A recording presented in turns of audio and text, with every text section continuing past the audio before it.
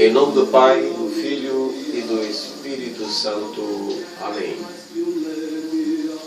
A graça de nosso Senhor Jesus Cristo, o amor do Pai e a comunhão do Espírito Santo esteja com todos vocês. Respondamos e contigo também. Amados irmãos, novamente estamos aqui, distantes, mas ao mesmo tempo próximos, graças aos recursos da moderna tecnologia. E aqui neste recinto da capela, eu quero vos trazer novamente um assunto, a continuidade de um assunto que prometi que nós daríamos continuidade, sobre a natureza da igreja, o significado da palavra igreja. Eu não vou me deter nos pontos mais complexos e vou saltar mais ou menos os 3 pontos. E vou me deter na igreja, definida como, muito bem definida por Paulo, como a igreja, o corpo de Cristo. Vejamos o que o apóstolo Paulo fala sobre a natureza da igreja. Foi a expressão utilizada por Paulo e é sem dúvida uma das melhores e mais ricas metáforas para caracterizarmos a verdadeira natureza da igreja de Cristo. Leamos separadamente alguns textos. Ora, vós sois o corpo de Cristo e seus membros em particular. Primeira carta de São Paulo aos Coríntios, capítulo 12, versículo 27. Outra interpretação. Assim nós, que somos muitos, somos um só corpo em Cristo. Carta de São Paulo aos Romanos, capítulo 12, versículo 5. Outra expressão.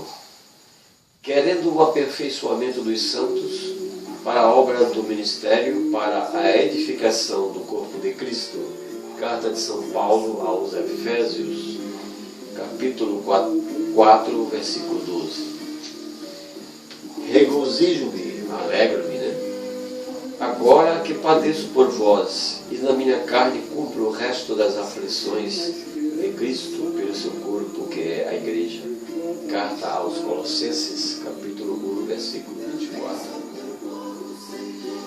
Então, sobre a igreja de Cristo, sobre a igreja, seu corpo de Cristo, podemos extrair várias e maravilhosas ilações, deduções, conceitos. Dentre eles, nós vamos destacar um muito importante. Cristo como a cabeça da igreja. É o princípio da autoridade, é o princípio da liderança. Pois sabemos nós que o homem, ele não vive isoladamente. O homem vive em sociedade, iniciando com a sociedade nuclear, a família, cujas famílias irão compor uma família maior, é conhecida como a sociedade. Pois bem, em todas essas instâncias, em todas essas situações, é necessário o governo, a liderança.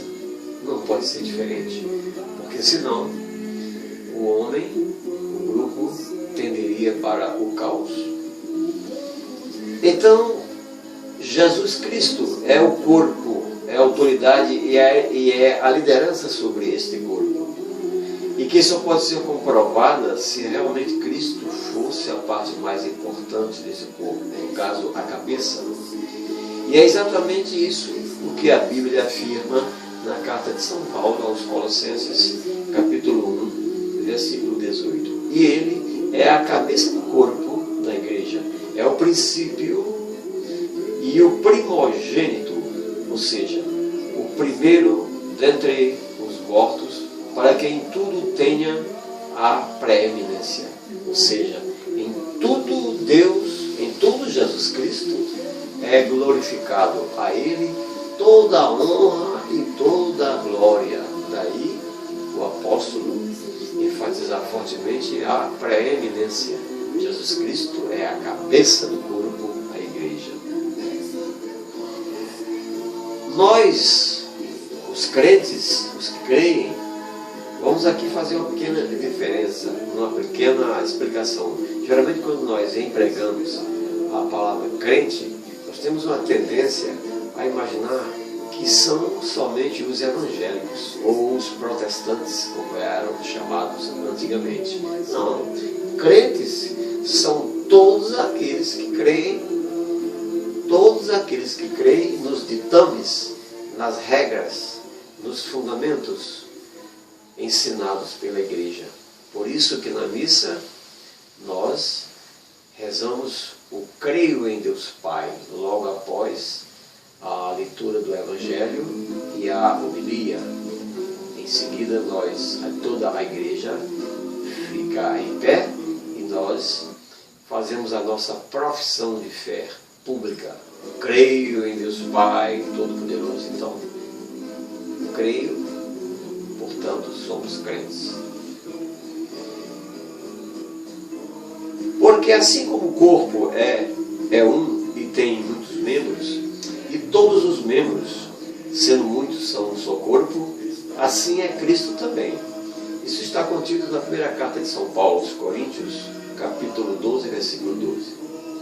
Sendo os salvos deste corpo, são sustentados pela cabeça, que é Cristo, pois Ele é a fonte da igreja e sobre ela tem a primazia.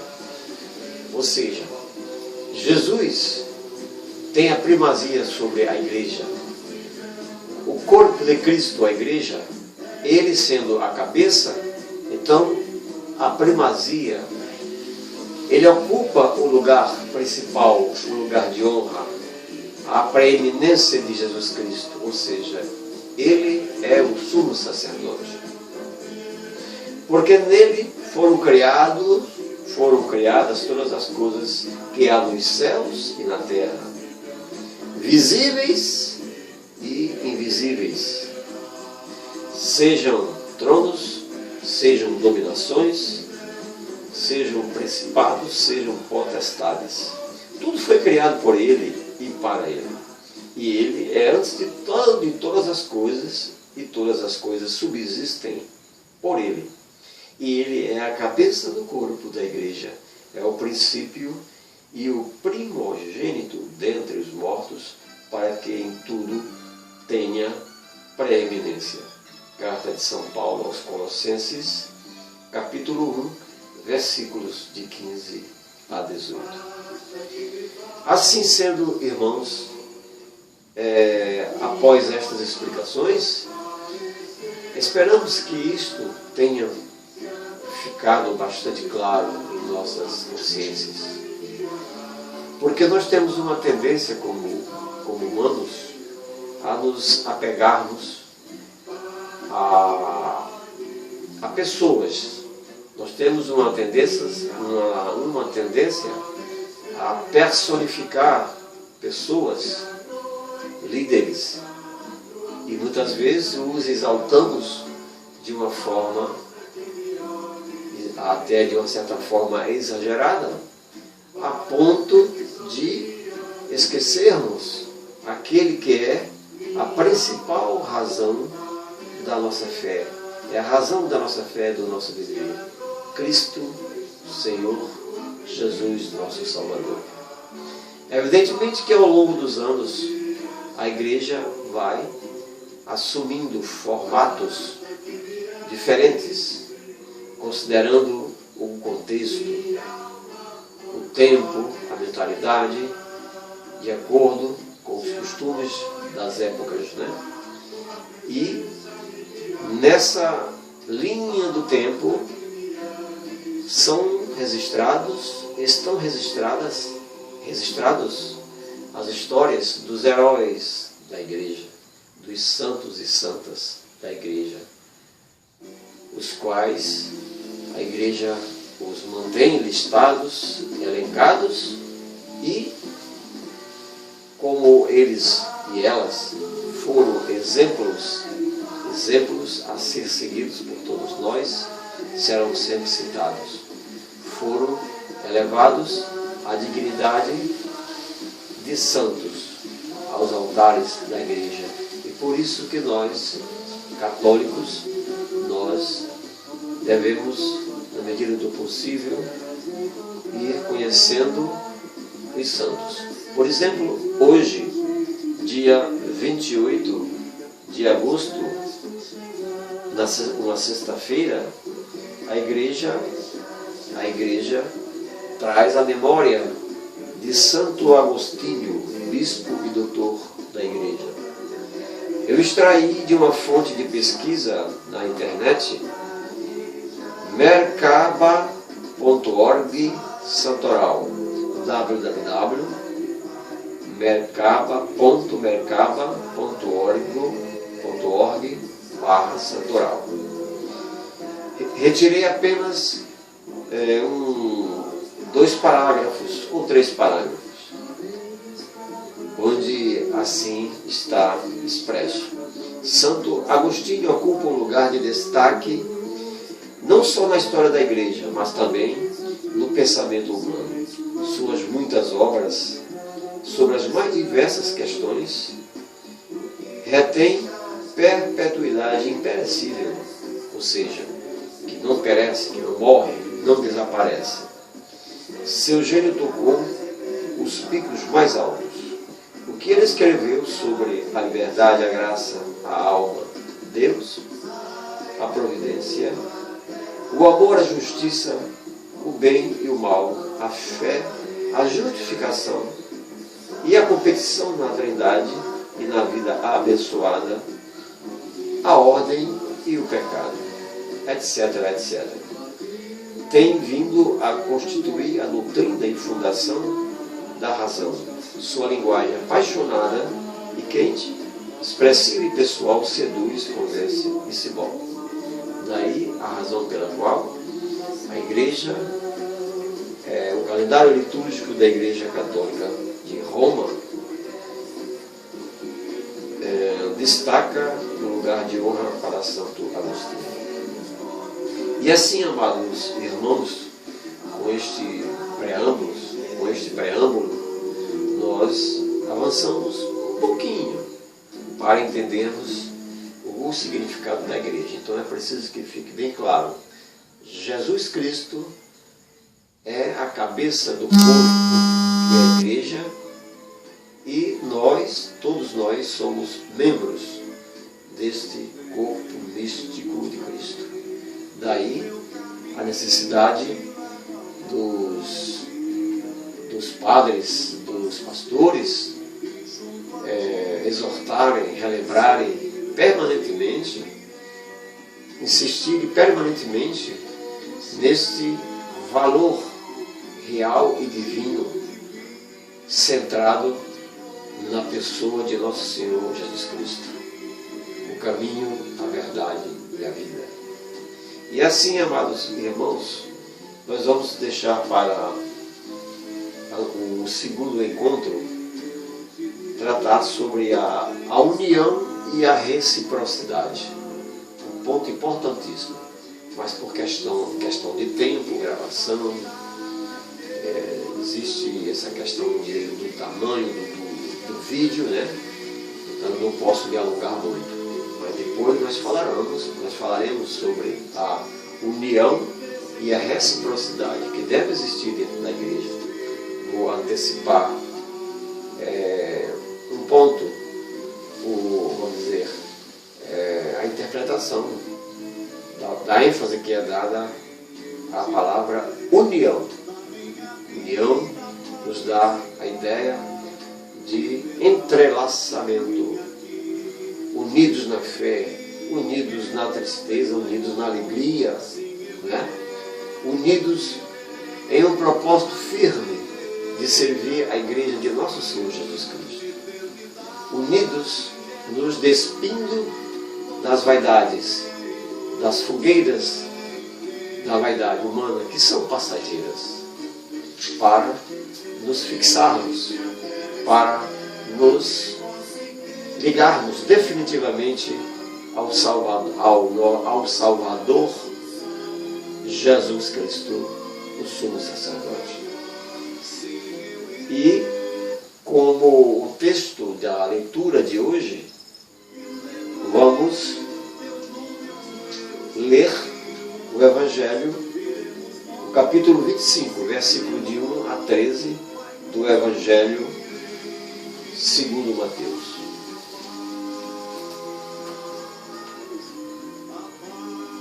O Senhor esteja convosco, respondamos, Ele está no meio de nós. Evangelho de nosso Senhor Jesus Cristo, segundo Mateus, respondamos, glória a vós, Senhor. A parábola das 10 virgens. Então o reino dos céus será semelhante a 10 virgens que, tomando as suas lâmpadas, saíram ao encontro do esposo. E 5 delas eram prudentes, e 5 eram, digamos, negligentes. Aqui no Evangelho, aqui na Bíblia, é colocada a palavra loucas, mas entendemos como negligentes. As negligentes, tornando as suas lâmpadas, não levavam, tomando as suas lâmpadas, não levaram azeite consigo. Mas as prudentes levaram azeite em suas vasilhas, com as suas lâmpadas. E tardando o esposo, tosquenejaram todas e adormeceram. Mas à meia-noite ouviu-se um clamor. Aí veio o esposo, sai-lhe ao encontro. Então todas aquelas virgens se levantaram e prepararam as suas lâmpadas. E as negligentes disseram às prudentes: dai-nos do vosso azeite, porque as nossas lâmpadas se apagam. Mas as prudentes responderam e, dizendo: não seja caso que vos falte a nós e a vós, ide antes aos que o vendem e comprai-o para vós. Tendo elas ido comprá-lo, chegou o esposo, e as que estavam preparadas entraram com ele para as bodas, e fechou-se a porta. E depois chegaram também as outras virgens, dizendo: Senhor, Senhor, abre-nos. E ele respondeu e disse: em verdade vos digo que vos não conheço. Vigiai, pois, porque não sabeis o dia nem a hora em que o Filho do Homem há de vir. Palavras da salvação, glória a vós, Senhor. Portanto, amados irmãos, o versículo 13 é uma advertência muito forte. Vigiai, pois, porque não sabeis o dia nem a hora em que o Filho do Homem há de vir. Amados, todos nós viventes nascemos, crescemos, nos fortalecemos, nos transformamos na medida em que o tempo passa e passou. De crianças, de lactentes, de bebês, nos tornamos infantis, depois adolescentes, adultos e finalmente atingimos a idade provecta, ou seja, a idade da velhice.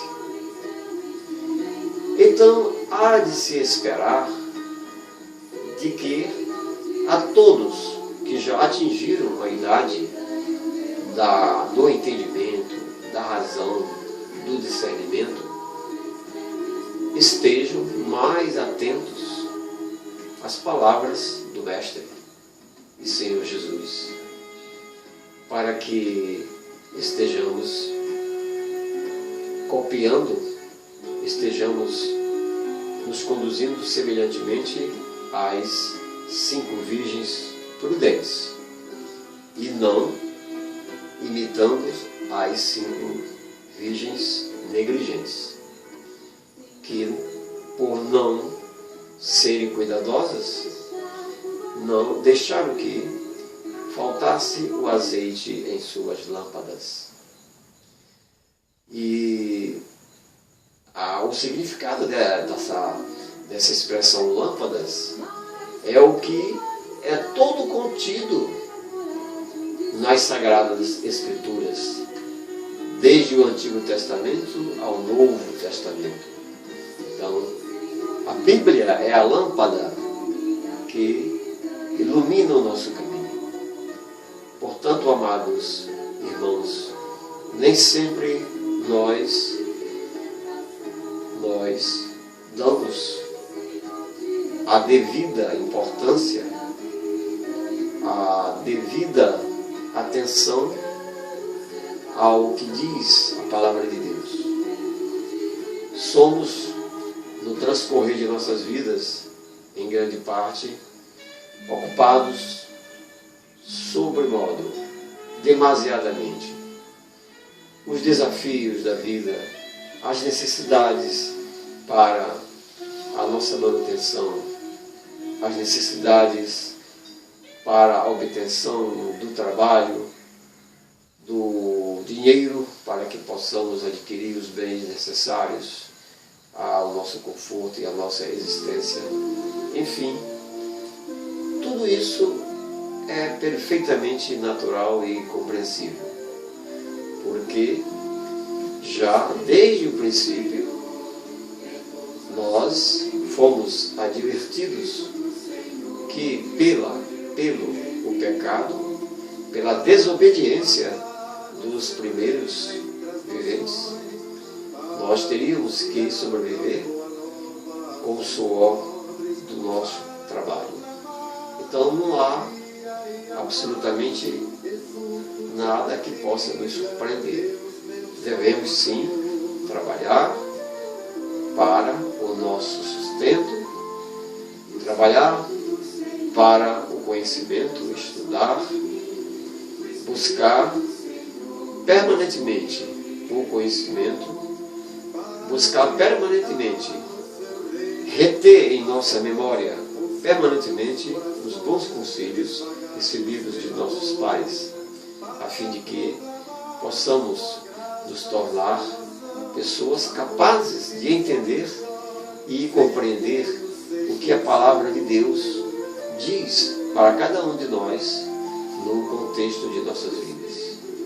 Portanto, o versículo 13 é fortemente persuasivo, pois assim enfatiza: vigiai, pois, porque não sabeis o dia nem a hora em que o Filho do Homem há de vir. Assim, amados irmãos, precisamos nos disciplinar, precisamos nos educar para o conhecimento de Deus, porque sem Deus o homem não se educa. Então, manter a nossa união, frequentar os dias da missa, comparecer à igreja, por sinal, assistir missa aos domingos, guardar os domingos e os dias santificados, é um dos mandamentos da igreja. E nós católicos devemos fazer um esforço para nos mantermos nessa linha de comportamento. É bem verdade que, devido à complexidade da modernização, a necessidade por força de profissão, existem pessoas que não podem realmente assistir à missa no domingo presencialmente. Uns porque precisam dar um plantão, como por exemplo uma enfermeira, um enfermeiro, um soldado militar que tem que se dirigir ao seu quartel para prestar o seu serviço no domingo. Mas, assim mesmo, nada impede de que nós, como fiéis e crentes aos ensinamentos do Pai, nos detemos e nos interessemos pela a palavra de Deus. E é exatamente isso que nós estamos fazendo agora. Embora distantes, né, nós estamos em espírito bem próximos, né, orando e vigiando para que não sejamos surpreendidos, para que não falte aquele azeite, aquele combustível da nossa fé, o alimento da nossa fé, para que possamos dessa forma, no dia do nosso encontro, da nossa Páscoa, da nossa passagem para a vida eterna, podermos ter a felicidade da visão beatífica do Pai Celeste. Assim, amados irmãos, eu os exorto a fim de que não deixemos assim um pouco, não permitamos que outras atrações, outros afazeres atrapalhem o dia da missa, o dia em que nós devemos estar presentes na casa de Deus, no templo, né, na capela, ou na catedral, ou na igreja, não importa. Devemos comparecer para cumprir, então, a nossa obrigação de fiéis subordinados ao grande Mestre, ao Senhor Jesus, que quer o nosso bem. Jesus que nos ama, Jesus que nos ama, que nos dedica um amor sem medida. Assim sendo, amados irmãos, nós temos a obrigação e o dever de corresponder àquele que é a origem da vida, aquele que foi o prometido, aquele que foi anunciado, e a promessa, as profecias se cumpriram exatamente na pessoa do Rabi de Nazaré, aquele menino, e depois Jesus, homem, cumprindo a missão que o Pai Celeste confiou a nosso Senhor Jesus Cristo. Assim, amado irmão, com estas palavras, nós encerramos o Evangelho. Louvado seja o nome de nosso Senhor Jesus Cristo. Digamos todos, para sempre seja louvado. Rezemos então o creio em Deus Pai. Creio em Deus Pai Todo-Poderoso, Criador do céu e da terra, e em Jesus Cristo, Jesus Cristo, nosso Senhor, que foi concebido pelo poder do Espírito Santo, nasceu da Virgem Maria, padeceu sob Pôncio Pilatos, foi crucificado, morto e sepultado, desceu à mansão dos mortos, ressuscitou ao terceiro dia, de onde há de vir a julgar os vivos e os mortos. Nesse momento, o sacerdote vai comungar, e vocês comungarão espiritualmente com o sacerdote neste momento.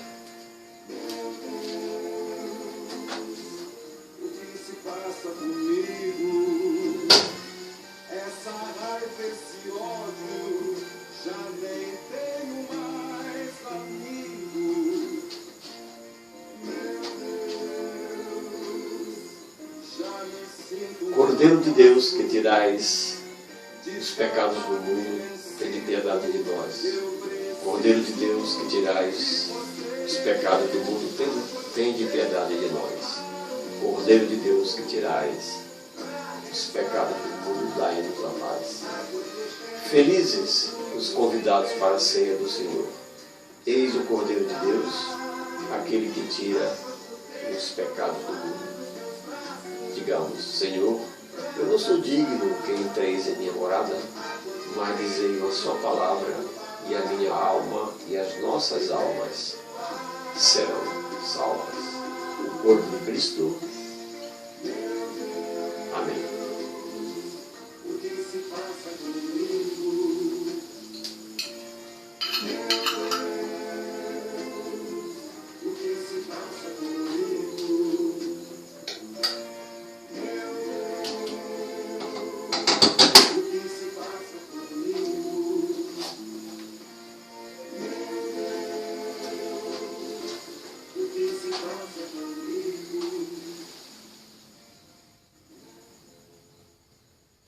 Cada um faz o seu agradecimento, agradecendo a Deus, Pai Todo-Poderoso, as bênçãos e as graças que recaíram sobre nós, rogando a Deus a proteção para as nossas famílias, para nossos filhos, para que os malefícios do mundo, para que os males, os perigos da vida sejam desviados de todos os nossos amados entes queridos. E também essa comunhão nós fazemos lembrando os nossos entes queridos que já partiram para a eternidade. Pais, parentes, amigos, enfim, cada um sabe endereçar a sua petição a Deus em favor de nossos entes queridos.